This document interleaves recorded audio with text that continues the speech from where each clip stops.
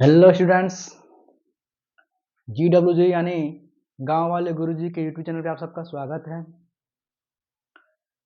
उम्मीद करते हैं कि आप सभी मस्त होंगे, स्वस्थ होंगे और पढ़ाई में व्यस्त होंगे। क्योंकि बोर्ड एग्जाम काफ़ी नज़दीक आ चुका है और मैं भी उम्मीद करता हूँ, आप लोगों से आशा रखता हूँ कि समय का सदुपयोग करते हुए अपनी पढ़ाई को जारी रखें। आज के वीडियो में हम लोग पढ़ेंगे यानी पार्ट 2 के बारे में कि दो त्रिभुज समरूप कैसे होते हैं, सर्वांगसम कैसे होते हैं। और पहले की वीडियो हम लोग पढ़ चुके हैं कि त्रिभुज के बेसिक चीज़ पढ़े थे, यानी पार्ट 1 में पढ़े थे त्रिभुज का बेसिक चीज़ कि त्रिभुज होता क्या है, त्रिभुज बनने की शर्त क्या होती है, त्रिभुज के विभिन्न प्रकार क्या क्या होती है, सब पढ़ चुके हैं। आज हम लोग पार्ट 2 में पढ़ेंगे, त्रिभुजों की समरूपता के बारे में पढ़ेंगे। और खासकर से आज हम लोगों का जो इम्पोर्टेंट क्वेश्चन है उसका हम लोग हल करने का प्रयास करेंगे, जो बोर्ड एग्जाम से महत्वपूर्ण है। चलिए देखते हैं, समझते हैं। समरूप आकृतियां। समरूप आकृतियां क्या होती हैं? दो समान आकृतियां समरूप कहलाती हैं यदि उनके संगत कोण समान हो, उनकी संगत भुजाएं अनुपातिक हो। यानी हम लोग किसमें पढ़ना है कि त्रिभुजों की समरूपता के बारे में पढ़ना है कि दो त्रिभुज समरूप कब होंगे। ठीक, यानी इसमें यह है कि उनकी समान आकृति का एक समान होना चाहिए और संगत भुजाएं का होना चाहिए, अनुपातिक होना चाहिए। इसमें सबसे मुख्य चीज ये है कि दो चीज समरूपता के लिए हम दो चीजों को फोकस करेंगे। पहला चीज हो जाएगा हमारा कि शेप यानी आकार या आकृति, आकार या आकृति।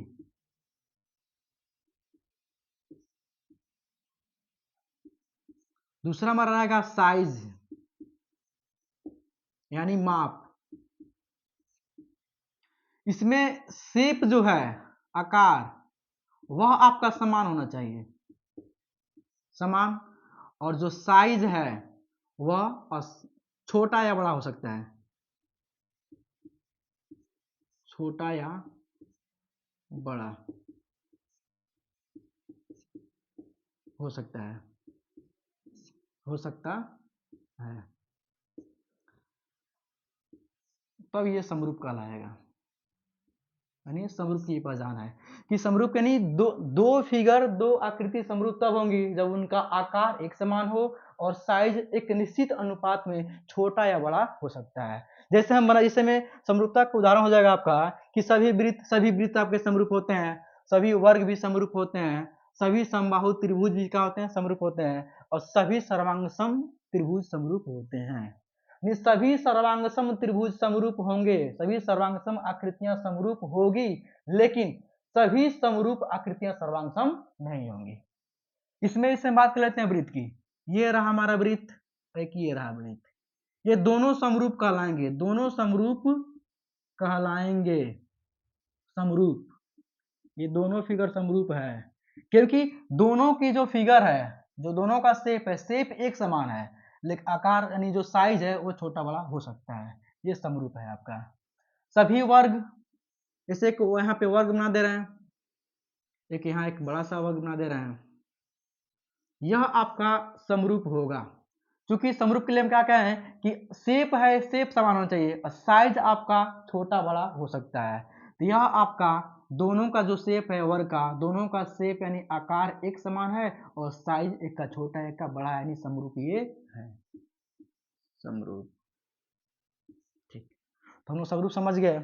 इसमें ये टॉपिक इसमें ये है कि इसमें कि उनके संगत कोण समान हो और उनकी संगत भुजाएं अनुपातिक हो। इसको समझते हैं कि संगत कोण और संगत भुजाओं का अनुपात कैसे देखेंगे।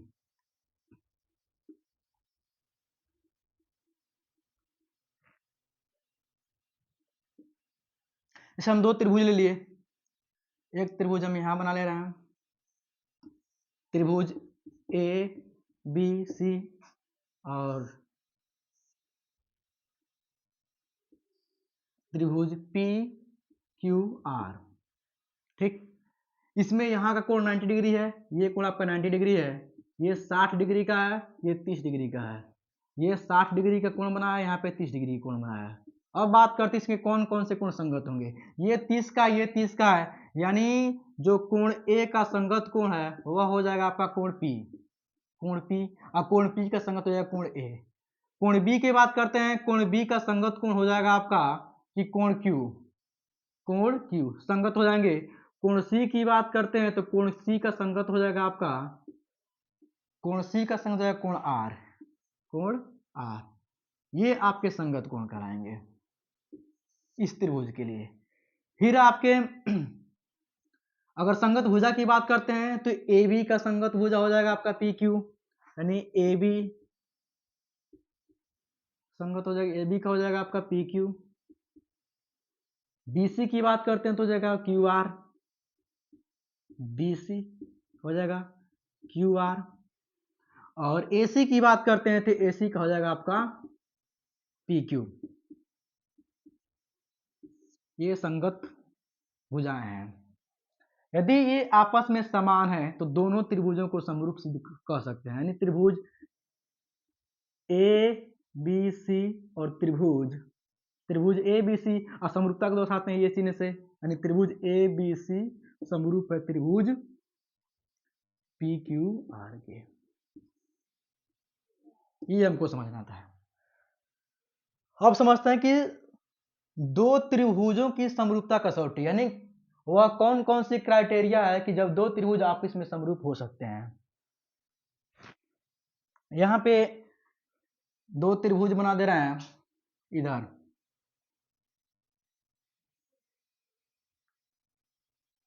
इसको मिटाइए।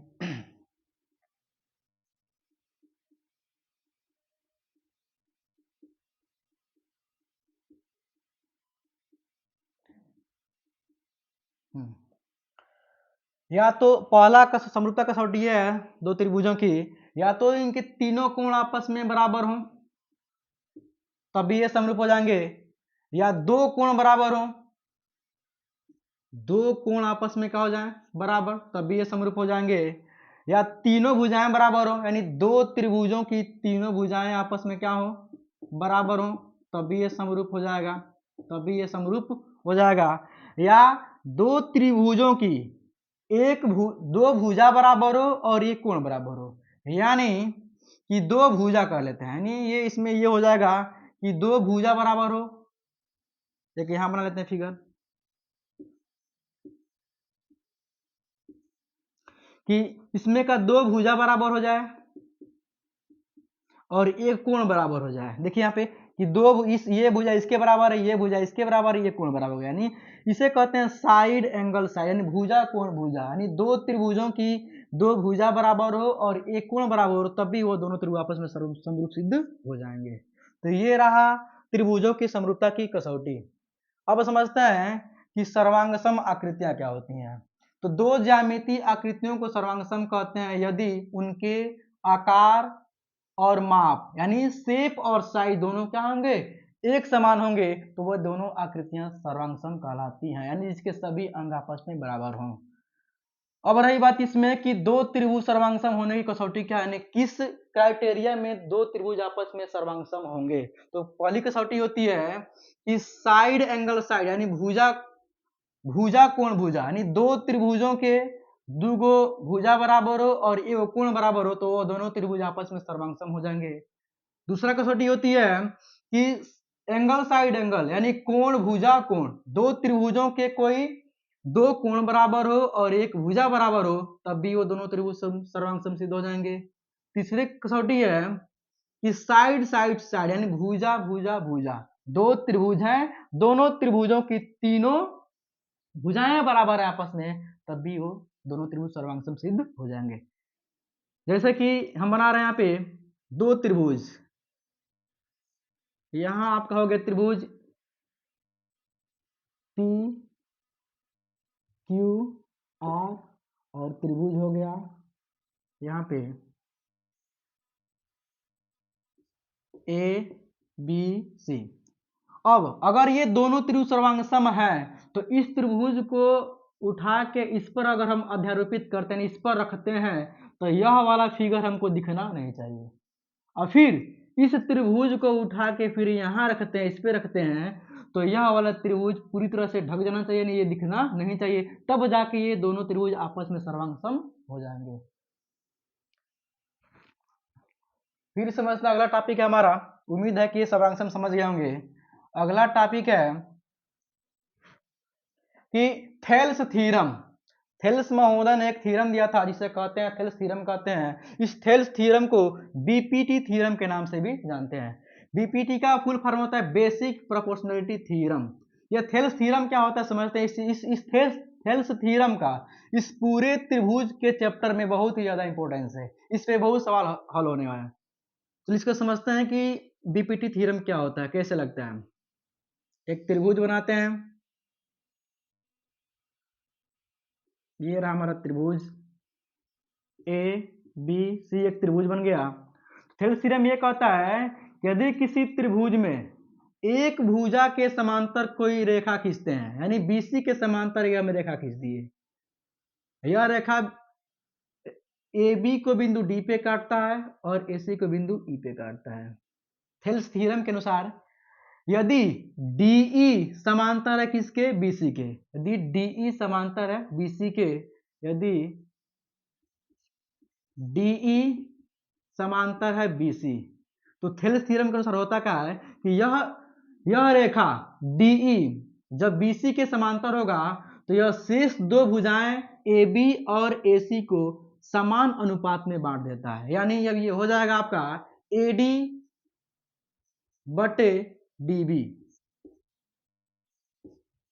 बराबर ए ई बटे ई सी, ए ई बटा ई सी। यह रहा छोटा भुजाओं का अनुपात, ये आपस में बराबर होता है बीपीटी थ्योरम के अनुसार। दूसरा इसमें होता क्या है कि छोटी भुजाओं का अनुपात और बड़ी भुजाओं का अनुपात भी आपस में क्या होता है, बराबर होता है। यानी एडी बटा ए बी, एडी बटा ए बी बराबर ए ई बटा ए सी। ये रहा हमारा थेल्स प्रमेय। इस प्रमेय का बहुत ही ज्यादा यूज होने वाला है, इसको ध्यान समझें। थेल्स प्रमेय यह है कि यदि किसी त्रिभुज में एक भुजा के समांतर कोई दूसरी रेखा खींची जाती है तो वह रेखा शेष दो भुजाओं को बराबर अनुपात में विभाजित कर देता है, बांट देता है। यानी जब डीई और बीसी आपस में समांतर होगा तो इसका अनुपात, इस भुजा का अनुपात यानी एडी बटा ए बी, एडी बटा डी बी बराबर ए ई बटा ई सी हो जाएगा। ये छोटी भुजाओं का अनुपात हो गया। फिर क्या होता है कि छोटे भुजा का अनुपात और बड़े भुजा का अनुपात ये भी दोनों आपस में क्या होता है, बराबर होता है। यानी ए डी बटा ए बी पूरा ले लेंगे और बराबर ए ई बटा ए सी ये पूरा ले लेंगे। ये रहा आपका थेल्स थ्योरम। उम्मीद है सबको समझ में आया होगा। इसका स्क्रीनशॉट लीजिए, फिर हम लोग मोस्ट इंपोर्टेंट सवाल की तरफ आगे बढ़ते हैं।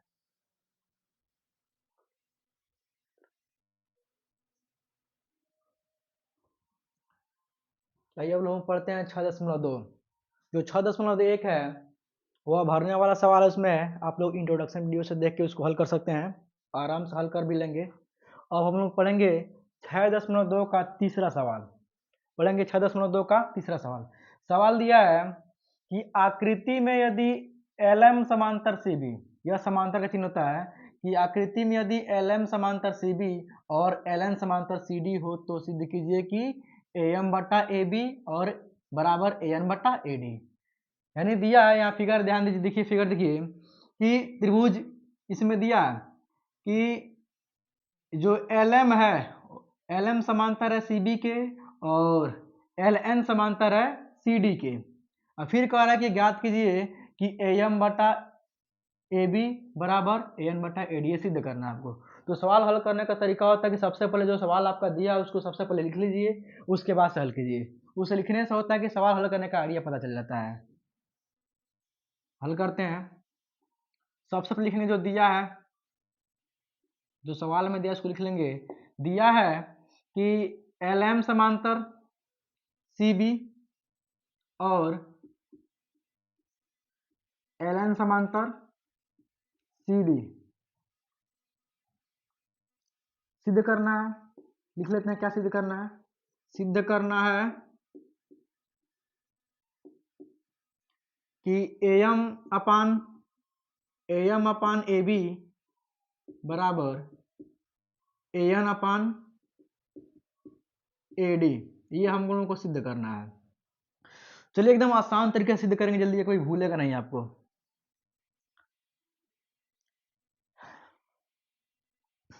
लेते हैं त्रिभुज इसमें, हम देखेंगे कि जो एल एम और सी बी किस में है, तो एल एम और सी बी यानी त्रिभुज ए बी सी में ये दोनों है। तो लेंगे त्रिभुज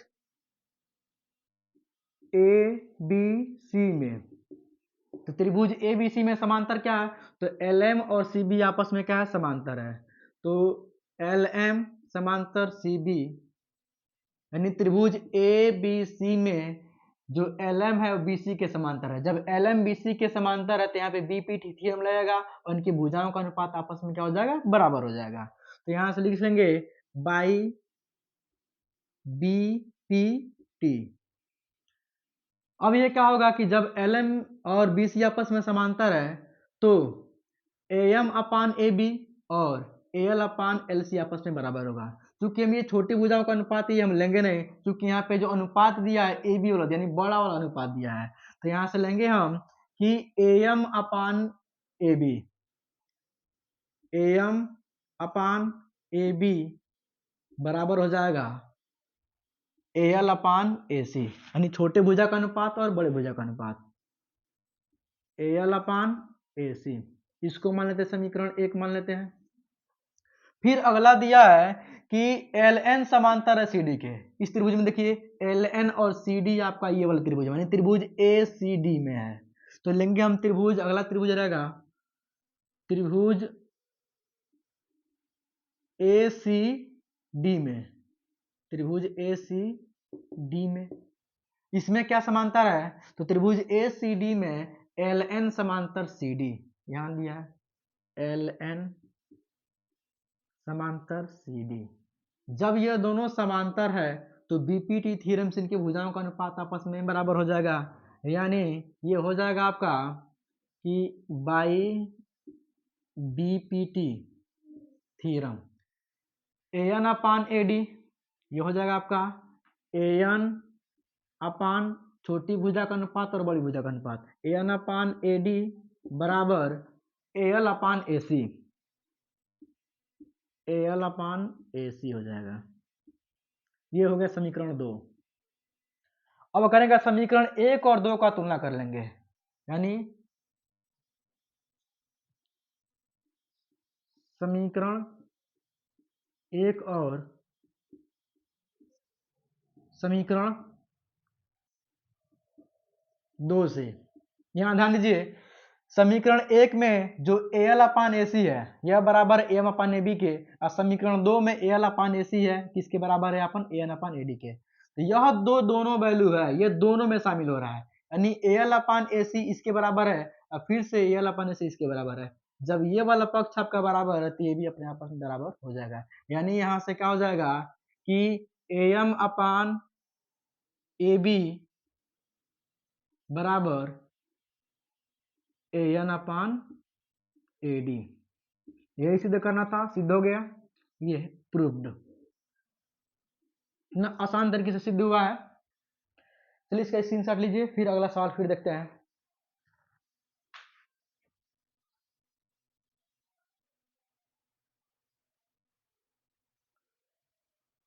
चौथे सवाल पे फोकस करते हैं। चौथा सवाल दिया है कि आकृति में, यानी कि आकृति में डीई समांतर एसी और डीएफ समांतर एई है, तो सिद्ध कीजिए कि बीएफ अपान एफ ई बराबर बीई अपान एसी, ये सिद्ध करना है।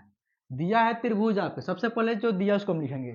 सवाल हल करने का तरीका यही होता है कि जो दिया है उसको सबसे पहले लिख लीजिए ताकि हल करने का तरीका मालूम हो जाएगा। इसमें दिया है कि त्रिभुज ए बी सी एक त्रिभुज है जिसमें डीई समांतर है एसी के और डीएफ समांतर दिया है एई के।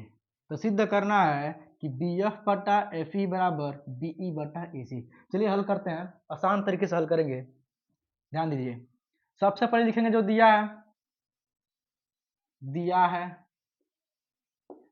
तो दिया क्या है कि डीई समांतर एसी और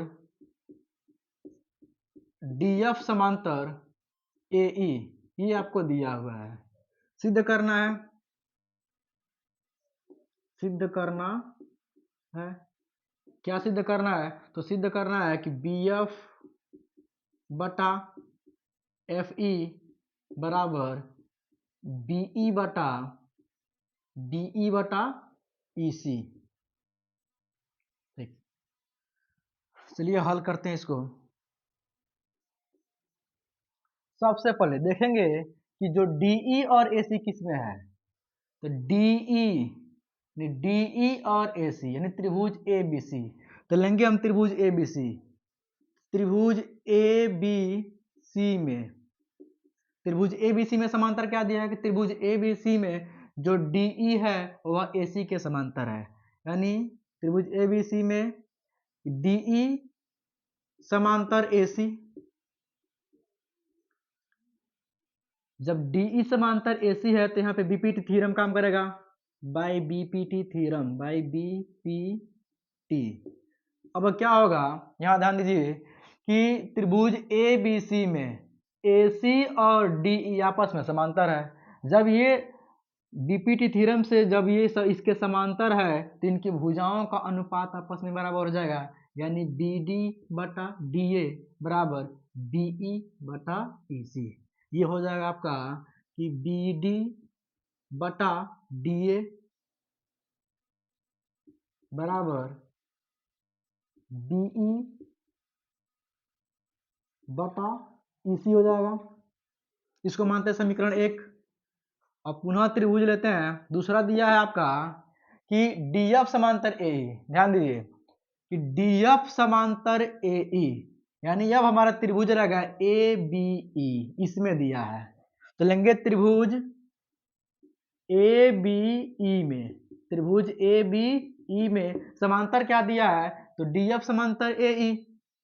डीएफ ए ई में डीएफ समांतर ए ई, ये आपका समांतर दिया हुआ है। तो यहाँ बीपीटी थ्योरम लगेगा, तो बाय बीपी टी ये क्या हो जाएगा, त्रिभुज ए बी ई में जो डीएफ है ए ई के बराबर है, तो इनकी भुजाओं का अनुपात आपस में बराबर हो जाएगा, यानी बी डी बटा डी ए बराबर बी एफ बटा एफ ई। ये हो जाएगा आपका कि बी डी बटा बी डी बटा डी ए, बी डी बटा डी ए बराबर बी एफ बटा एफ ई। इसको मानते हैं समीकरण 2 मानते हैं। अब समीकरण 1 और 2 की तुलना करेंगे तो ये हमारा सिद्ध हो जाएगा। समीकरण 1 और समीकरण 2 से, ये देखिए समीकरण 1 और समीकरण 2 में जो बीई अपान एसी है ये दोनों में शामिल है, यानी दोनों में बराबर है। तो ये वाला भुजा, ये वाला भी साइड अपने आप क्या हो जाएगा, बराबर हो जाएगा, क्योंकि इसमें बीई बटा ईसी बराबर है बी डी बटा, हाँ डी नहीं, बी डी बटा डी ए बराबर है बीई बटा ईसी के, और फिर बी डी बटा डी ए बराबर है बी एफ बटा एफ ई के, यानी जो बी डी बटा डी ए है दोनों में कॉमन है, तो ये वाला पार्ट अपने आप बराबर हो जाएगा। तो ये हमारा हो जाएगा कि बी एफ बटा ईसी बराबर, यानी बी एफ बटा ईसी, इसको ले लेते हैं यहाँ से, ये पहले दिया तो पहले कर सकते हैं, यानी बी एफ बराबर एफ ई बराबर बीई अपान ईसी। आसान सा सवाल था, फिगर देख के लग रहा था कि बहुत भारी सवाल है, लेकिन बहुत आसान तरीके से हल हो गया। ध्यान दीजिए, एक बार फिर समझ लेते हैं। दिया था कि इसमें आकृति में डीई समांतर एसी और डीएफ समांतर एई। तो सवाल हल करने का तरीका होता है कि सबसे पहले जो दिया उसको लिखें, लिखने से पता चल जाता है कि सवाल किस प्रकार से हल होना है, हल करने का क्लू मिल जाता है। तो सबसे पहले हम किएगा कि त्रिभुज ए बी सी लिए, त्रिभुज ए बी सी लिए। अब ए बी सी में आपका जो डीई बराबर है किसके, एफ ए सी के, तो जब ये बराबर समांतर है, सॉरी समांतर है, जब ये समांतर है तो यहाँ पे बीपीटी थ्योरम लगेगा, इनकी भुजाओं का अनुपात बराबर हो जाएगा। तो त्रिभुज एबीसी में डीई समांतर एसी, तो बाय बीपीटी थ्योरम से इनकी भुजाओं का अनुपात यानी बीडी बटा डीए बराबर बीई बटा ईसी हो जाएगा। इसको मानेंगे समीकरण 1। पुनः समीकरण फिर त्रिभुज लेंगे, त्रिभुज बी ए बी ई में, यानी जो दिया है इसमें समांतर की डीएफ समांतर एई है, यह आपका त्रिभुज एबीई में बनता है। तो लेंगे त्रिभुज एबीई में डीएफ समांतर एई, जब ये समांतर है तो यहाँ फिर बीपीटी थ्योरम लगेगा, तो इनकी भुजाओं का अनुपात बराबर हो जाएगा, यानी बीडी बटा डीए बराबर बीएफ बटा एफई। अब इन दोनों समीकरणों का आपस में तुलना करेंगे, तो जो हमारा बीडी बटा डी है इन दोनों समीकरणों में आ रहे हैं, दोनों में बराबर है, तो ये वाला हिस्सा हमारा क्या अपने आप क्या हो जाएगा, बराबर हो जाएगा, यानी बीएफ बटा एफई बराबर बीई बटा ईसी, ये हमारा प्रूफ हो गया। फिर देखते हैं अगला सवाल।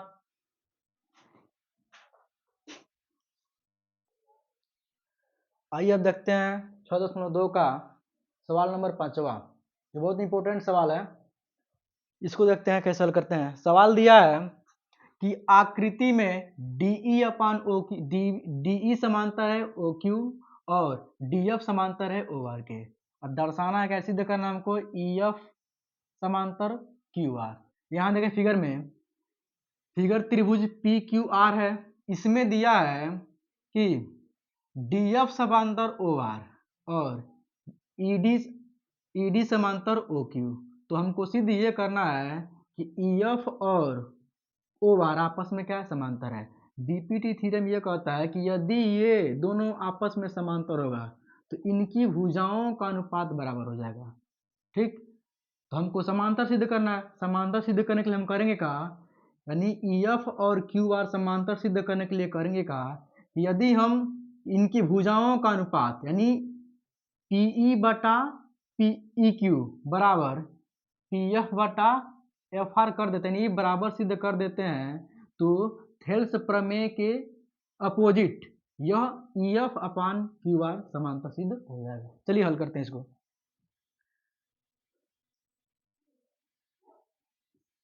जो दिया पर लिख लेते हैं। दिया है कि डीई समांतर ओ क्यू और डीएफ समांतर ओ आर सिद्ध करना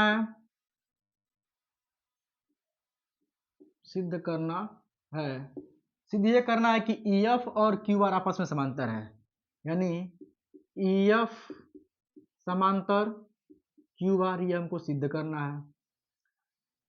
अब हम लेंगे पहले इसको, यानी डीई समांतर ओ क्यू। देखते हैं डीई समांतर ओ क्यू किस त्रिभुज में मिलता है, यानी डीई समांतर ओ क्यू, इधर ध्यान दीजिए, डीई समांतर ओ क्यू ये हमारा है त्रिभुज पी क्यू ओ में, चाहे पी ओ क्यू में, पी ओ क्यू में डीई समांतर ओ क्यू है। तो लेंगे हम यहाँ पे त्रिभुज पी ओ क्यू में, त्रिभुज पी ओ क्यू में, त्रिभुज पी ओ क्यू में जो डीई है वो डीई समांतर है आपका ओ क्यू के, और जब ये दोनों समांतर है तो इसमें बीपीटी थ्योरम लगेगा, तो बाई बीपीटी थ्योरम से हो जाएगा आपका कि ये डीई और ओ क्यू समांतर है, तो इनकी भुजाओं का अनुपात का जगह समांतर हो जाएगा, बराबर हो जाएगा, यानी पीई बटा ई क्यू बराबर पीडी बटा डीओ। ये हो जाएगा हमारा कि पीई बटा ई क्यू बराबर पीडी बटा डीओ, पीडी बटा डीओ, इसको मानते हैं समीकरण 1। ठीक, अब पुनः आते हैं, हमारा समांतर दिया दूसरा कि डीएफ समांतर ओ आर, इधर ध्यान दें कि डीएफ और ओ आर आपस में समांतर है, और ये दोनों आ रहा है त्रिभुज पी ओ आर में। तो लेंगे हम त्रिभुज पी ओ आर, त्रिभुज पी ओ आर में समांतर क्या है, तो डीएफ समांतर ओ आर, और जब त्रिभुज पी ओ आर में डीएफ और ओ आर समांतर है तो फिर यहाँ से आपका थेल्स प्रमेय काम करेगा, यानी इनकी भुजाओं का अनुपात बराबर हो जाएगा, यानी पीडी बटा डीओ बराबर पीएफ बटा एफ आर। तो ये हमारा हो जाएगा कि पीएफ बटा एफ आर बीपीटी थ्योरम लगाइए तो बाई बीपीटी हो जाएगा कि पीएफ बटा एफ आर,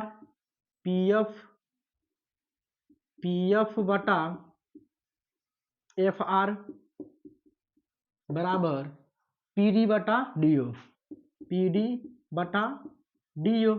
समीकरण 2 हो जाएगा।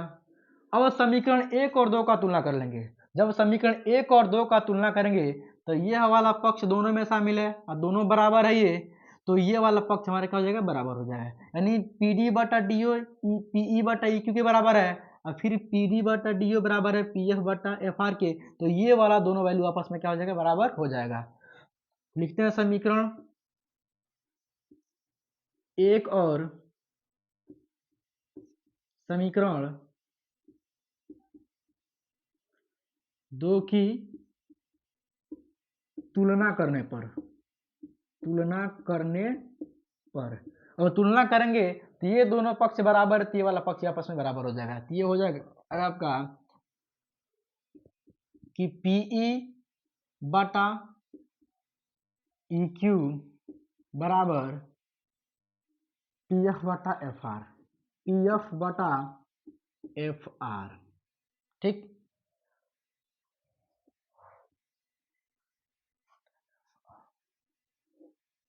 अब त्रिभुज किसमें, PQR में, त्रिभुज PQR में ये सिद्ध कर लिए हैं कि PE बटा EQ ये वाला वैल्यू है बराबर PF बटा FR। यानी त्रिभुज, इसमें देखें कि त्रिभुज PQR में क्या सिद्ध हो गया कि PE बटा EQ बराबर PF बटा FR, माने इनकी भुजाओं का अनुपात बराबर हो गया। और बीपीटी थ्योरम यही कहता है कि यदि किसी त्रिभुज में एक भुजा के समांतर कोई रेखा खींचते हैं तो वह रेखा शेष दो भुजाओं को बराबर अनुपात में विभाजित कर देता है। तो इनकी भुजाओं का अनुपात बराबर हो गया, तो बीपीटी थ्योरम के विपरीत यानी अपोजिट यह भुजा भी क्या हो जाएगा, आपस में समांतर, यानी EF बटा QR समांतर हो जाएगा।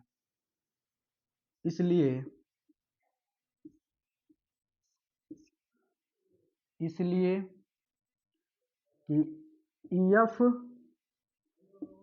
समांतर QR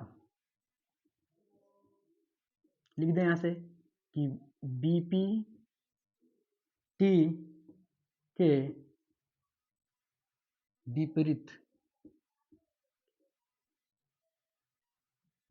थेल्स प्रमेय के विलोम से, थेल्स प्रमेय के, थेल्स लिख सकते हैं, थेल्स प्रमेय के विलोम से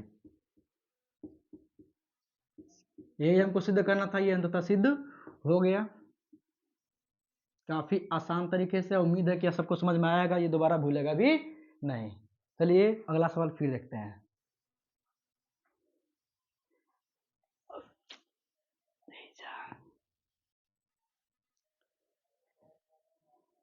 आशा करते हैं कि सबको समझ में आया होगा बेहतर तरीके से। आज के लिए इतना ही, फिर मिलते हैं अगले क्लास में। तब तक के लिए धन्यवाद, टेक केयर।